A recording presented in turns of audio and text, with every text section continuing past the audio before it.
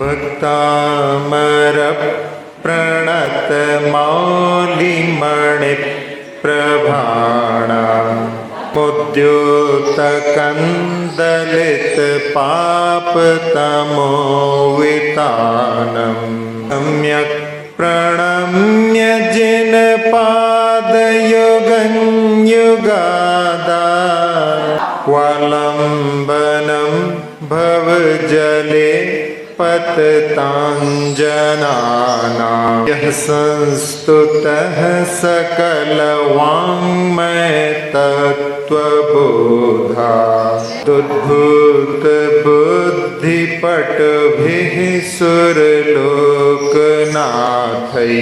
स्तोत्रैर्जगत्रितैश्चेत्तहरैरुदारैः स्तोषे किलाहमपि तं प्रथमं जिनेन्द्रम्। 37वें काव्य को लिया था, उसका पुनः उच्चारण कर लेते हैं। इत्थं यथा तव विभूतिरभुज्जिनेन्द्र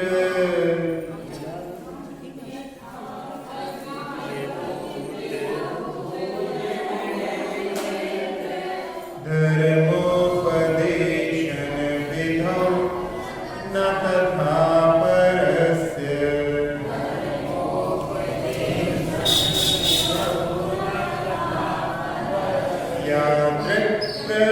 यादृक्प्रभादिनिकृतः प्रहतान्धकारा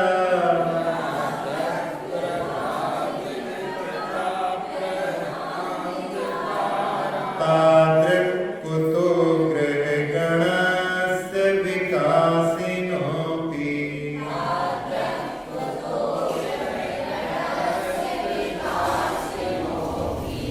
सतीसवें काव्य में भगवान की स्तुति करते हुए आचार्य महाराज कह रहे हैं कि हे जिनेन्द्र, इत्थम धर्मोपदेशन विधौ, इस प्रकार से धर्म के उपदेश के कार्य में समोषण में यथा तब विभूति अभूत, जैसी आपकी विभूति हुई थी, तथा परस्य नाम, वैसी अन्य किसी में नहीं देखी जाती। और उदाहरण देते हुए कह रहे हैं आचार्य महाराज, प्रहतान्धकारा यादक प्रभा व्यस्तता भवती, अंधकार को नष्ट करने वाली जैसी तेज या जैसा प्रभाव सूर्य का होता है, तादृक विकासनः अपि ग्रहगणस्य कुतः, वैसी तेज, वैसा प्रभाव, वैसा प्रकाश प्रकाशमान होते हुए भी अन्य ग्रहों में कैसे हो सकता है, अर्थात नहीं हो सकता। भगवान की समोषण की जो सभा रहती है वो सर्वोच्च संसार में है, इसका वर्णन अपन ने इस काव्य में देखा था। अब 8 संकटों के बारे में, उनसे संकटों से भगवान की भक्ति किस प्रकार से मुक्ति दिलाती है, उनका वर्णन प्रारंभ हो रहा है। सबसे पहले हाथी के संकट का वर्णन यहाँ पर प्रारंभ हो रहा है। च्युतन्मदाविल बिलोल कपोल मूल, च्युतन्मदाविल बिलोल कपोल मूल, मत्तभ्रमद भ्रमरनाद विवृद्ध कोपम, मत्तभ्रमद भ्रमरनाद विवृद्ध कोपम, ऐरावताव मिवमुद्धत मापतंतम, ऐरावताव मिवमुद्धत मापतंतम, दृष्ट्वा भयं भवति नो भवदाश्रितानां, दृष्ट्वा भयं भवति नो भवदाश्रितानां,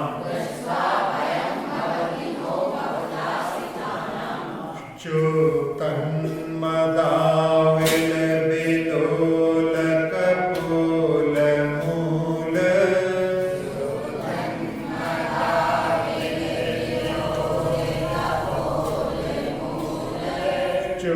तन्मदाविल बिलोल कपोल मूल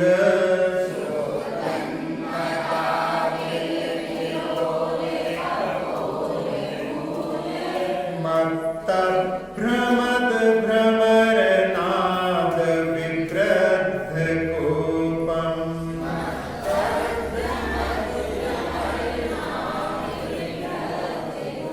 मत्त भ्रमद भ्रमर नाद विवृद्ध कोपम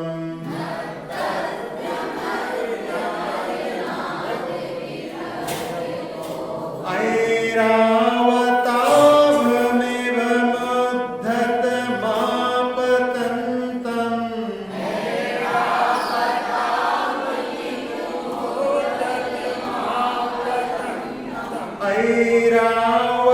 ऐरावताभमेव मुद्धत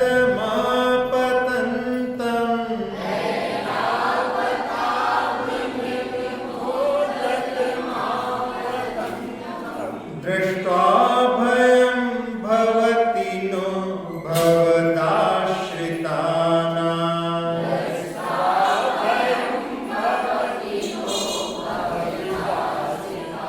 दृष्ट्वा भयं भवति नो भवदाश्रितानाम्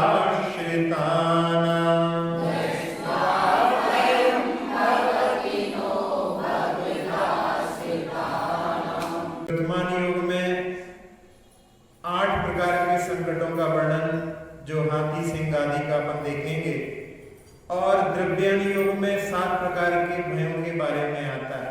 इहलोक भय, परलोक भय, अत्राण भय, मुक्ति भय, मरण भय, आकस्मिक भय आदि। तो दोनों भयों में वहां पर थोड़ा अंतर है, लेकिन यहाँ प्रथमान युग में जिस प्रकार के भयों का वर्णन यहाँ पर प्रारंभ हो रहा है, उसमें सबसे पहले विशालकाय हाथी जो होता है, जब समीप से निकल रहा होता है तो धड़कनें बढ़ने लगती हैं।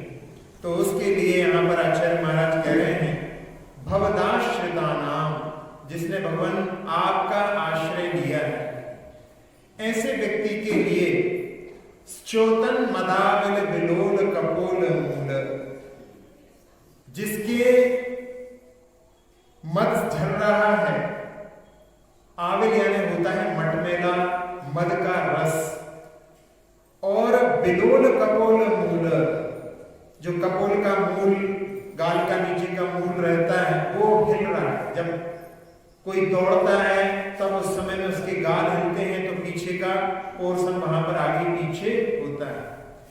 और मत्त भ्रमद भ्रमर नाद विवृद्ध कोपम, जहां पर उस आविल के माध्यम से मटमेला जो रस निकल रहा है, उसके माध्यम से उसकी गंध सूंघ करके और वहां पर भ्रमर आ गए, और उनके माध्यम से उस हाथी का क्रोध बढ़ गया। जब चेहरे पर मक्खी बैठने लगती है तो उस समय में व्यक्ति बार बार उसको जो है बढ़ाने का प्रयास करता है। कई बार तो ऐसी भी स्थिति लोगों की बन जाती है कि उस मक्खी को मसल डालो, ऐसा क्रोध आ जाता है। तो जहां वो भ्रमर नाद कर रहे हो उस आविल के पास में, और जो बिल्कुल गाल के मूल के पास में कान लगे हुए हैं, जहां पर आवाज हो रही है, तो उस समय में उसका विवृद्ध कोपम, उसका क्रोध बढ़ गया।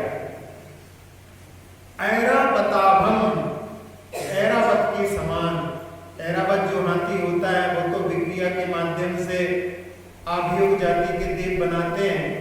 ऐसा विशाल काय हाथी उपमा में देकर के उद्धतम आपतंतम, जिसके ऊपर कोई नियंत्रण नहीं है, ऐसा हाथी बिल्कुल सामने आ रहा है। ऐसे हाथी को देख करके, इभम शब्द जो है हाथी का पर्यायवाची है।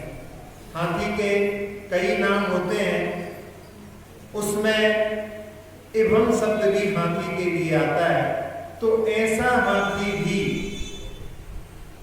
दृष्टा भयम ना भवती, उसको देख करके भी, जिसने भगवान आपका आश्रय लिया है, आपकी शरण को स्वीकार किया है, उसको ऐसे हाथी से भी भय उत्पन्न नहीं होता। तो ऐसा हाथी यहाँ पर लिया है जो बहुत विशालकाय है। ऐसा नहीं कि 10-15 दिन से जो बिल्कुल भूखा है, हड्डियां निकल रही हैं और वो सामने आ जाए, उससे नहीं। यहाँ पर तो जो क्रोध के माध्यम से ऐसा लग रहा है कि जिसके नजदीक आने पर ही हमारे प्राण निकल सकते हैं, ऐसे हाथी को देख करके भी भगवान जिसने आपका आश्रय लिया है उसके लिए भय नहीं होता, क्योंकि वो वहां पर आपका आश्रय ले लिया और जिसने आपका आश्रय ले लिया है उसको सारे भय पलायित हो जाते हैं। तो यहाँ अपन उस हाथी के बारे में भी थोड़ा बहुत जान लें, जिसके माध्यम से, जिसके भय से दूर होने की बात अपन यहाँ पर विचार करेंगे। तो हाथी के बारे में आप लोगों को जानकारी होगी कि जिसके कई प्रकार होते हैं। एक हाथी शिखर जी के वन में भी पाए जाते हैं। बिहार, छत्तीसगढ़ की जहां पर सीमा है वहां पर भी हाथी होते हैं। वो शिखर जी के वन वाले हाथी कहलाते हैं। इसीलिए आपके सम्मे शिखर का नाम सम्मद ऐसा भी आता है। मद से भरे हुए हाथी जहां पर अपनी चिंगाड़ भरते हैं, ऐसा जो वन है शिखर जी का, वहां पर जो होते हैं वो शिखर जी वाले कहलाते हैं। फिर एक कर्नाटक के हाथी होते हैं और एक वैरायटी आसाम के हाथियों की होती है और एक होते हैं अफ्रीकन हाथी। इस प्रकार से 4 प्रकार के हाथियों की वैरायटी होती है। इनमें जो एशियन हाथी होते हैं वो 11 फीट ऊंचे होते हैं और उनकी ऊंचाई के साथ साथ में वजन अपन देखें तो उनका 5.5 टन वजन होता है। और जो अफ्रीकन हाथी होते हैं वो 13 फीट 2 फीट नीचे और होते हैं और उनकी वजन यदि अपन देखें तो वहां पर 60 टन का उनका वजन होता है। तो ये कई प्रकार के हाथी होते हैं। और आप लोगों के लिए पहले भी एक बार बताया था कि आचार्य मानव उनकी ये केवल भक्तामन ही कृति नहीं है, उनकी एक प्राकृत में भी एक कृति है जिसका नाम है नमीयूण स्तोत्र, महाभय हर संस्था। उसमें पार्श्वनाथ भगवान की स्तुति है और उसमें भी हाथी के भय का निवारण वाला भी काव्य उसमें है।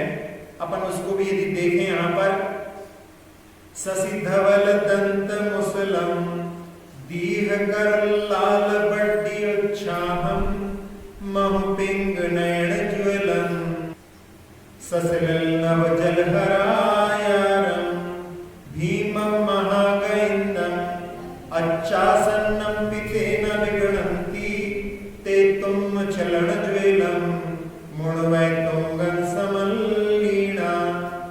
उसमें आचार्य मानव महाराज उनकी भी एक कृति प्राकृत भाषा में है और उसमें कह रहे हैं शशि धवल दंत मुसलम, जिसके चंद्रमा के समान धवल दांत हैं, और दीह कर लाल बट्टी उच्छायम, जिसने अपनी बड़ी सूंड के माध्यम से जहां पर अपने उत्साह को दिखा रहा है, महुपिंग नयन ज्वेलम, उसकी आंखें मधु के समान पीली पीली हो रही।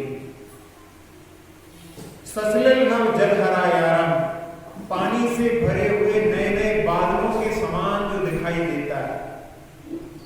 भीमम महाकायंदम अच्छा सन्नम की तेना विगणंती, ऐसा महाकाय वो हाथी भी जब सामने उपस्थित हो जाता है तब उस समय में ते तुम चरण ज्वेलम, भगवान जिन्होंने आपके चरण कमल का आश्रय लिया है वो वहां पर भयभीत नहीं होते। ऐसे हाथी को भी सामने देख करके भय उत्पन्न नहीं होता। हाथी के बारे में उनकी स्मरण शक्ति भी बड़ी अच्छी होती है। दोनों प्रकार की जो स्थितियां रहती हैं, एक तो किसी के उपकार को स्मरण करके कोई रखता है और कोई कोई अपकार को स्मरण में रखता है। हाथियों के बारे में एक खबर पढ़ी थी हमने कि विदेश में एक जगह पर एक हाथी किसी गड्ढे में फंस गया था और वहां पर किसी व्यक्ति ने उनको वहां से निकालने में मदद की और वो सुरक्षित जब निकल करके अपने जंगल में चले गए।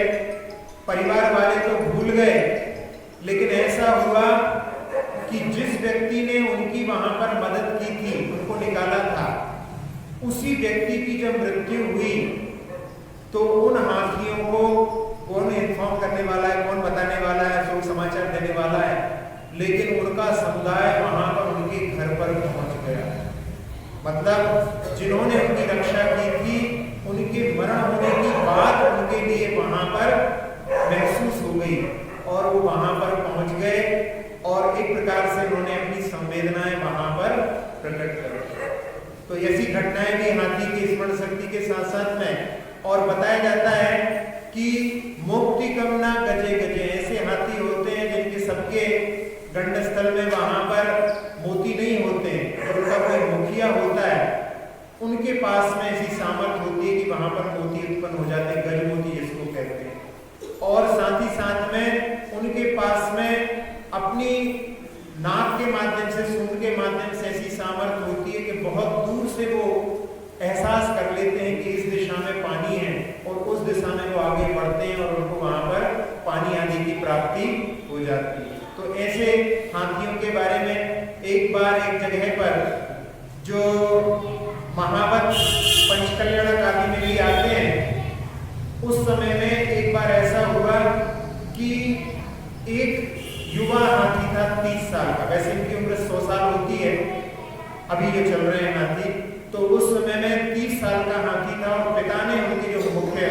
महावत था उसने मना किया कि इसको मत ले चलो, लेकिन बेटा उसको साथ में लेकर के आ गया और वो जो है बिल्कुल युवा मदमस्त था और उसके लिए वो वहां पर ऊपर चढ़ करके उसको वहां पर अंकुश के माध्यम से नियंत्रण करता था और वो बहुत मदमस्त होने के कारण में बहुत मुश्किल से बस में आता था और उसके कारण में उधर में खून आदि भी वहां पर, जहां पर वो कंट्रोल किया जाता है, अंकुश लगाया जाता है, वहां पर रक्त आदि भी बहता है और वो इतना मन में उसके प्रति, लड़के के प्रति जो उनको संभालता था, ऐसा चढ़ गया कि उसको हमेशा बिल्कुल घूर करके देखता रहता। और एक रात में उसको जिस जंजीर से बांधा गया था, उसने रात में झटके से उस जंजीर को तोड़ लिया और जैसी जंजीर को जब तोड़ा तो उसकी आवाज इतनी तेज हुई कि सब लोग वहां पर जाग गए और वो जो परेशान करता था महावत का लड़का, उसके पास में वो पहुंच गया और उस समय में जो पालकी ऊपर हाथी के बांधी जाती है उसमें ही वो शयन कर रहा था और उसके पास में इतना समय नहीं था कि वो भाग सके और उस हाथी ने उसके लिए अपने पैरों के माध्यम से, सूंड के माध्यम से वहां पर नष्ट कर दिया। और फिर उसकी जब परीक्षण किया गया तो उसको जो उनकी सांकेतिक भाषा होती है कि ऐसा करना है, आगे चलो, पीछे चलो, जो कुछ बोलते हैं, तो उसमें देखा कि वो बिल्कुल विपरीत कार्य कर रहा था।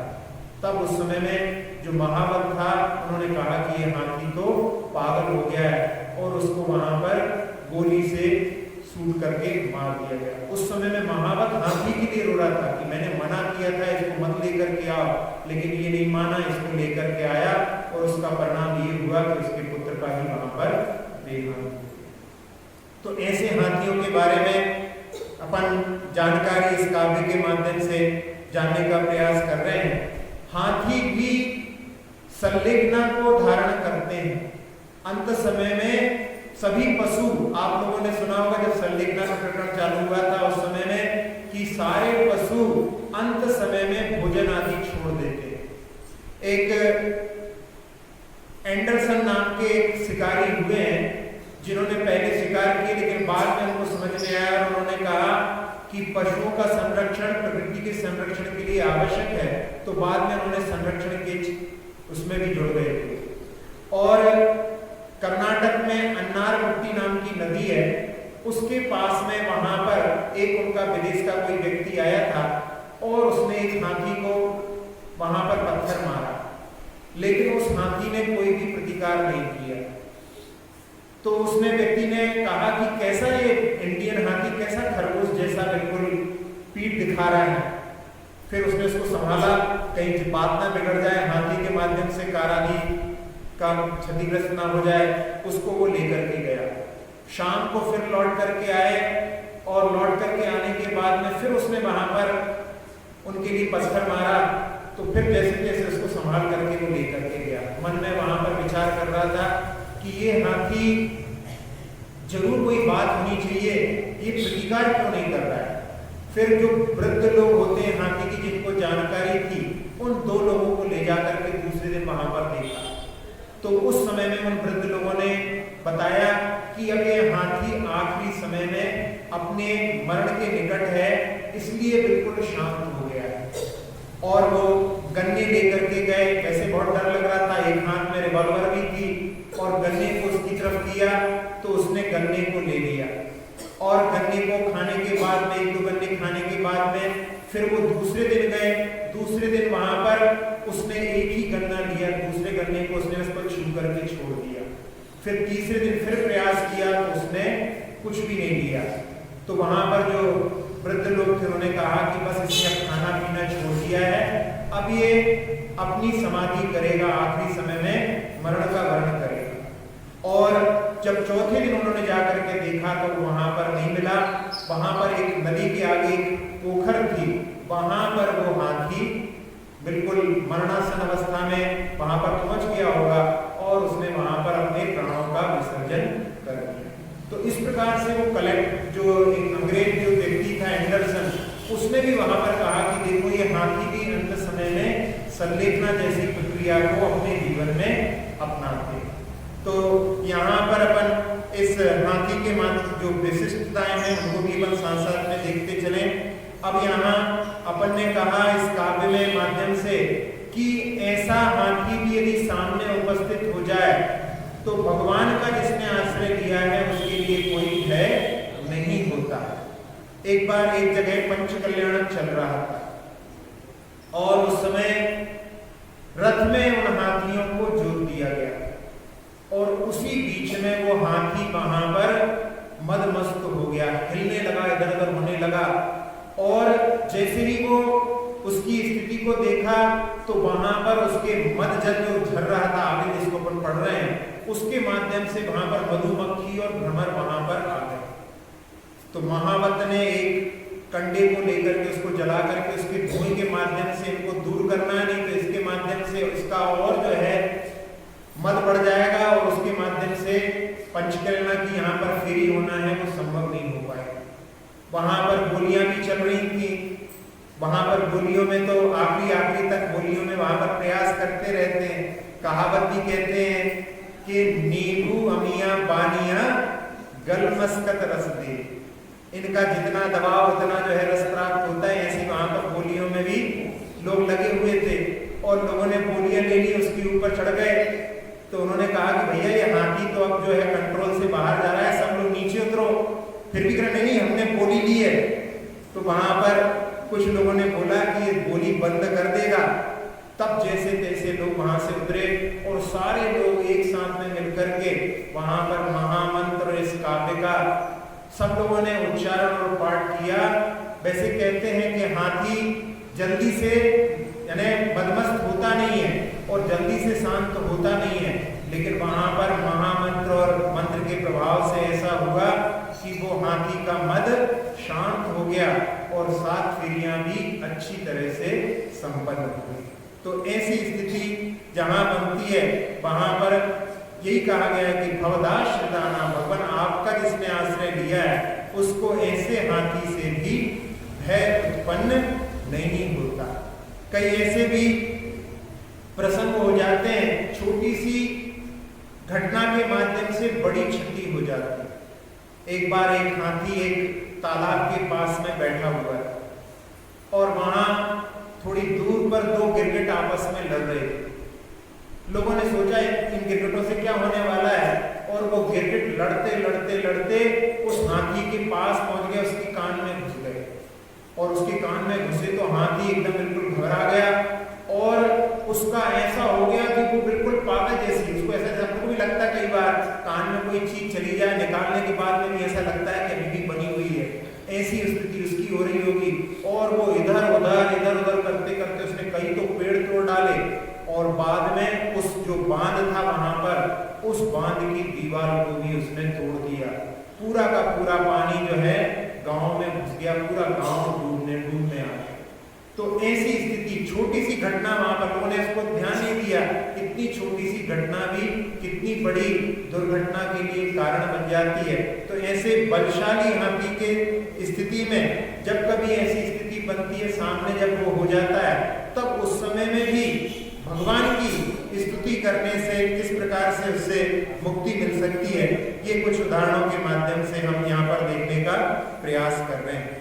एक बार एक परिवार दक्षिण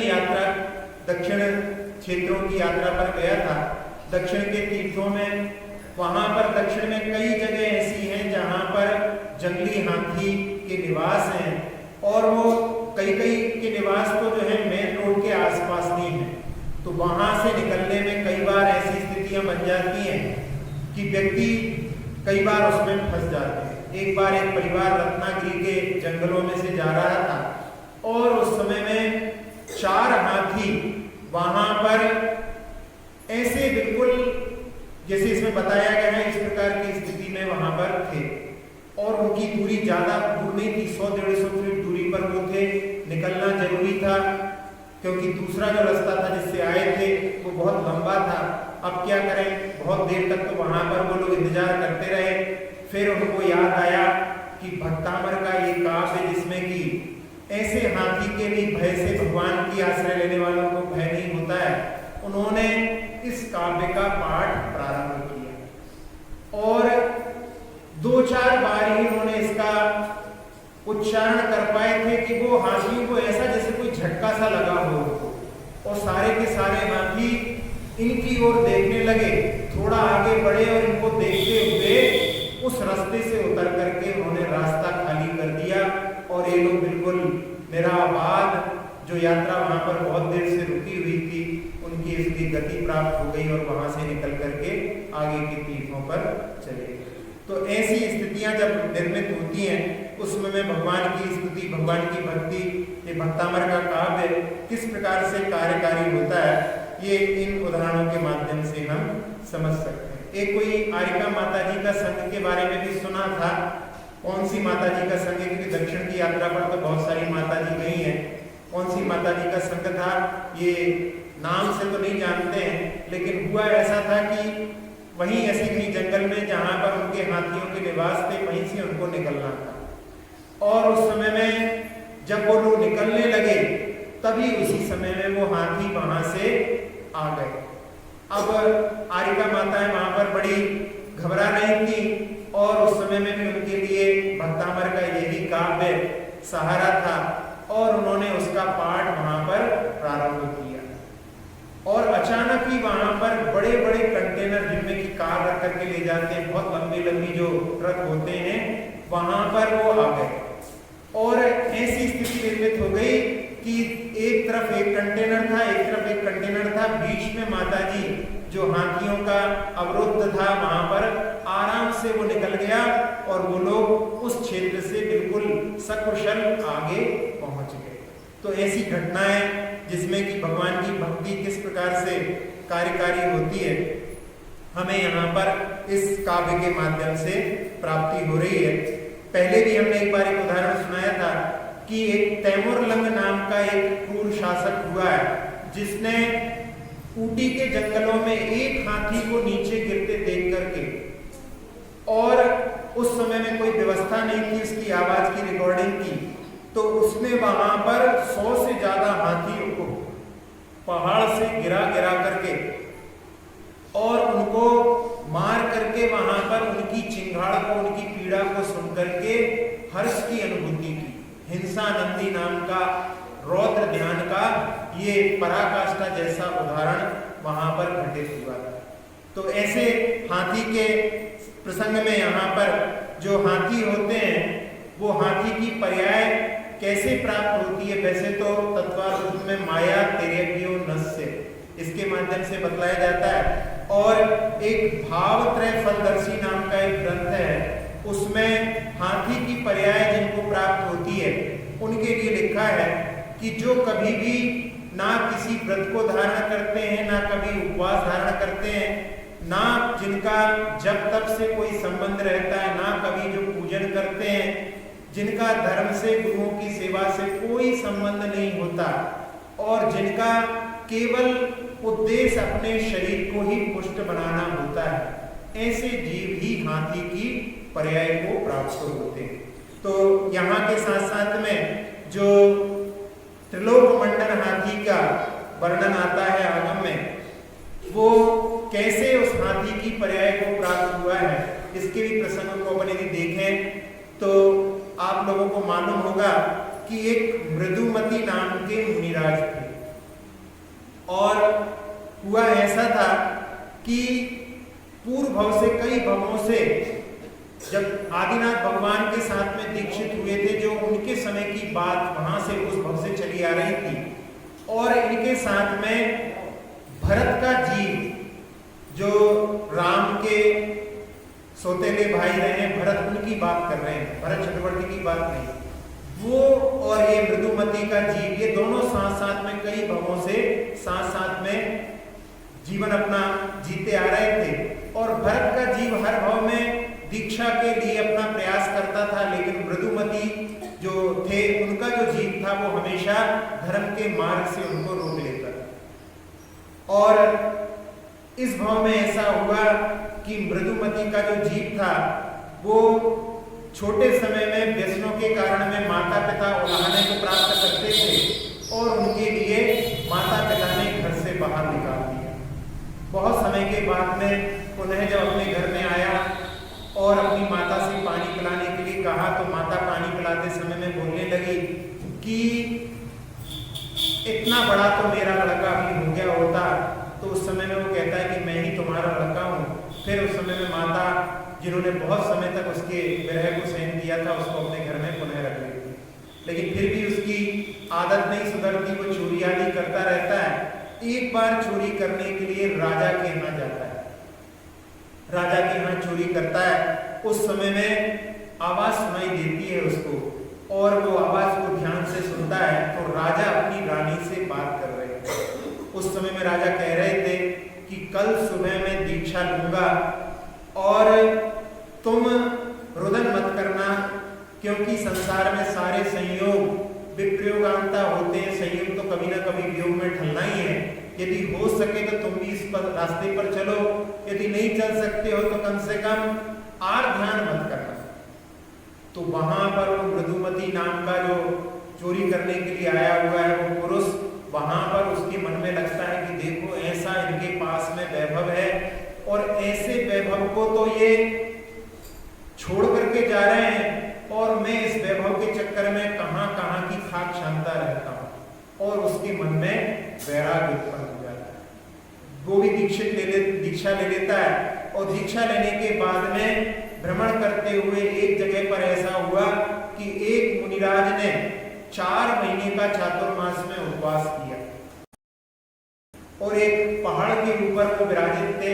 नगर के लोग वहां पर जाकर के दूर से ही उनके दर्शन करते थे कि महाराज जी 4 महीने के लिए ध्यान में बैठे, उनकी बाहर से ही पूजा करके जब चतुर्मास पूर्ण होगा तब हम इनकी सेवा करेंगे, इनको हम आहार दान देंगे, ऐसे भावों से दूर से दर्शन करते थे। और चातुर्मास पूर्ण होने पर महाराज तो रिद्धिधारी थे और वहां से विहार कर गए और मृदुमती जो मुनिराज बने थे वो वहां पर उस जगह पर पहुंच गए। जब वहां पर पहुंचे तो उस समय उन सब लोगों ने समझा कि ये तो वही मुनिराज हैं जिन्होंने 4 महीने का उपवास किया। बहुत दूर पर ऊपर थे, इसलिए कुछ समझ नहीं पाए और उनकी खूब आराधना करते रहे। लेकिन उस समय में महाराज ने मन में कि नहीं, ये जो है मैं वो नहीं हूं, ऐसे भावों से उन्होंने वहां पर खूब प्रशंसा अपनी हो रही है तो उस समय में उसको स्वीकार कर लिया और बताया नहीं कि मैं वो मुनिराज नहीं हूं। और उसके कारण ही उन्होंने हाथी की पर्याय वाली आयु का बंद किया। वैसे आगम में उसके एक बहुवाद की बात है, लेकिन फिर भी उसके कारण में अपन देखें तो माया 13 की नस, उसके कारण में उनको त्रिलोक मंडन हाथी की पर्याय प्राप्त हुई थी।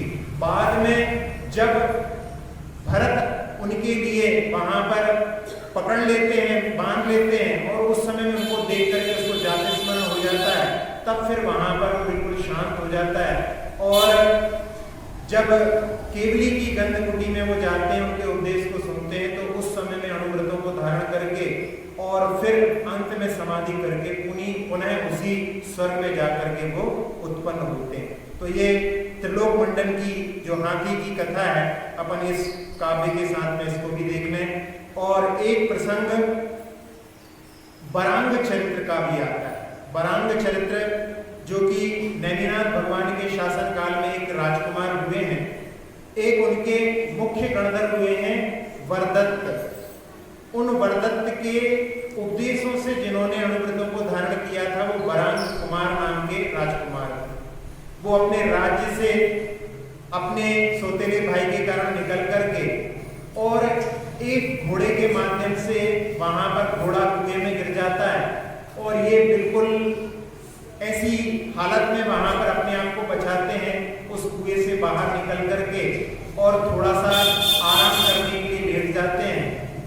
हवा वहां पर चलती है, उसके माध्यम से इनको पुनः ताजगी प्राप्त हो जाती है और वो सोचते हैं कि अब मैं क्या करूं, कहां जाऊं। संध्या काल का समय था और उनको थोड़ी दूर पर दिखाई देता है कि एक शेर उनकी ओर बढ़ा चला आ रहा है और उस समय में अपनी रक्षा करने के लिए वो एक पेड़ के ऊपर चढ़ जाते हैं। पेड़ पर चढ़ते हैं और वो शेर जो है फिर एक बार छलांग लगाता है। तब तक वो समझ जाते हैं कि इतनी ऊपर भी वो आ सकता है। थोड़ा और ऊपर चढ़ जाते हैं तो उनके लिए वहां पर शेर नहीं पकड़ पाता, लेकिन शेर देखता है रात होने वाली है और इस समय में ये पेड़ के ऊपर चढ़ा हुआ है, ये कहां जाएगा। तो शेर उस पेड़ के ही नीचे घूमने लगता है। पूरी रात बरांग कुमार वहां पर जागते जागते उस पेड़ के ऊपर नीचे शेर बैठा हुआ है, कहीं जा नहीं सकते हैं। कैसी रात व्यतीत हुई होगी, एक पल के लिए भी नींद आ जाए तो उसमें कितनी हानि हो सकती है। पूरी रात वहां पर उन्होंने कैसे निकाली। और दूसरे दिन प्रातः काल में भी वहां पर वो शेर वहां से हटता नहीं है। अब कैसे नीचे उतरे, तब उस समय में उनको एक हाथी वहां पर, भीमकाय हाथी वहां पर दिखाई देता है और उस समय में उस हाथी के लिए वो एक ललकार लगाते हैं। तो वो ललकार सुनकर के हाथी इस ओर बढ़ता है और इस ओर बढ़ने पर शेर जो है उसके ऊपर आक्रमण करना चाहता है, लेकिन कभी कभी हाथी भी बलशाली होते हैं तो वो वहां पर अपनी सूंड में लपेट करके उस शेर को अपने जो सींग रहते हैं या दांत रहते हैं उसके माध्यम से उनको वहां पर नष्ट कर देता है। तब उस समय में बरांग कुमार कहते हैं कि महापुरुषों के ऊपर आई हुई आपत्ति को महान पुरुष ही यानी ऊंचे लोग ही दूर कर सकते हैं। आपने हमारे लिए यहाँ पर सहायता की, हमारे मार्ग को प्रशस्त किया, तुम भी आगे चल करके अच्छी उन्नति प्राप्त करो। ऐसे भावों से वहां से उसका मार्ग आगे प्रशस्त होता है। तो इस प्रकार से इस काव्य के संबंधी अपन ने कुछ घटनाओं को देखा और कुछ ऐसी भी घटनाएं आती हैं जिनके माध्यम से कई महापुरुषों ने हाथी को बस में किया। जैसे रावण ने ही त्रिलोक मंडन हाथी को बंधन में डाला था। भगवान महावीर के जीवन की भी घटना आती है कि उन्होंने भी एक देव का जो उत्सर्ग था, देव रूप बना करके आया था, उस हाथी को भी उन्होंने बस में किया था। इसी प्रकार से जीवनधर चरित्र में भी उनका वर्णन आता है और भी हरिशरण चक्रवर्ती के जीवन का भी वर्णन आता है कि उन्होंने हाथी को वश में किया। तो ऐसे आगम में कई हाथी के उदाहरण मिलते हैं। अब इसके साथ साथ में एक जो रूपक यहाँ पर अपन इसमें ले सकते हैं वो है, जैसे यहाँ पर हाथी जब भ्रमरों की आवाज सुनता है तो उसका क्रोध बढ़ जाता है। ऐसे ही पुराने जमाने में जो राजा महाराजा होते थे और दरबारी लोग वहां पर बैठ करके उनकी वहां पर हाँ में हाँ मिला करके कि हाँ हाँ ऐसा करें ऐसा करके बहुत सारे ऐसे उल्टे सीधे कामों के लिए कि उनकी आज्ञा प्राप्त कर लेते थे, जिसके माध्यम से जनता को बहुत तकलीफ उठानी पड़ती थी। तो यहाँ पर राजा का रूपक लेकर के भी अपन इस भाव को यहाँ पर ले सकते हैं। और एक आध्यात्मिक रूपक इसका ऐसा है कि आप लोगों ने देखा होगा, सुना होगा कि जब हाथी सरोवर पर पानी पीने के लिए जाता है तब उस समय में शांत सरोवर में पानी का पान कभी नहीं करता। क्यों नहीं करता? क्योंकि शांत सरोवर में यदि वो जाएगा तो उसको अपनी ही तस्वीर वहां पर दिखाई देगी और अपनी ही तस्वीर यानी अपनी छवि को देख करके वो वहां पर क्रोधित हो सकता है। इसलिए वो क्या करता है, वहां पर पहले पानी को मचा देता है, हिला देता है, उसके माध्यम से फिर वो पानी पीने में समर्थ होता है। इसके रूप में आध्यात्मिक रूप यही है कि संसार में जो पापों में लिप्त होते हैं वो अपने आत्म स्वरूप को यदि देख लेंगे तो उन पापों में लिप्त नहीं हो पाएंगे। तो संसार में जो भी संसार को अपने बंधन करते हैं वो वहां पर अपने आत्म स्वरूप को भुला करके उन पांचों पापों में लिप्त रहते हैं। उसी के माध्यम से वो पांचों पापों को कर पाते हैं, करते हैं, संसार को वृद्धिंगत करते हैं।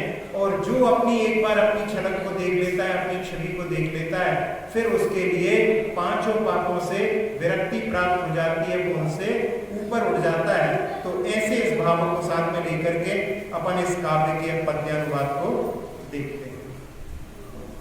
स्तोत्र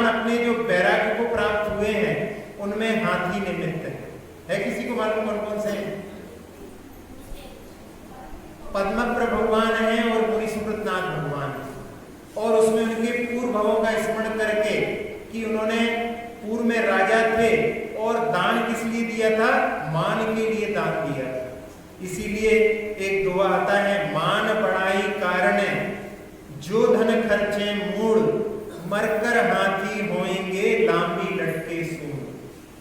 यानी मान के लिए यदि दान करते हैं तो उसके फल के रूप में हाथी की पर्याय भी प्राप्त हो सकती है।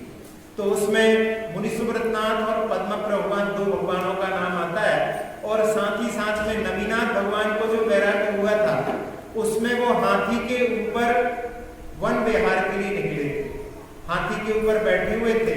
और उस समय में दो देवों ने आकर के वहां पर कहा कि भगवान अभी हम तीर्थंकर के समोषण से आ रहे हैं और वहां पर हमने सुना कि इस धरा पर आप तीर्थ का प्रवर्तन करेंगे तो हम आपके पास आए। ऐसा सुनकर के उनके लिए कि मुझे तीर्थ का प्रवर्तन करना है लेकिन अभी मैं कहाँ फंसा हुआ हूँ, और उनके मन में वैराग्य की लहर उठने लगती है। इसके माध्यम से उन्होंने वहां पर आगे चल करके दीक्षा धारण की। तो ये तीन प्रसंग जो है वहां पर भगवान के तीर्थंकरों के उससे भी जुड़े हुए हैं, ये भी अपन साथ साथ में देख सकते हैं। अक्षर पद मात्रा से दूषित वचन अगर ममहीन रहे और प्रमाद कषाय के वश में सम्यक अर्थ विलीन किए। जिन वाणी माता मेरी उन सब त्रुटियों को क्षमा करें, दें आशीष शीघ्र हम सबको केवल लब्धि रमा मिले। प्राप्त हमें हो बोधि समाधि परिणामों की शुद्धि हो, निज आत्म उपलब्ध हमें हो, शाश्वत सुख की सिद्धि हो।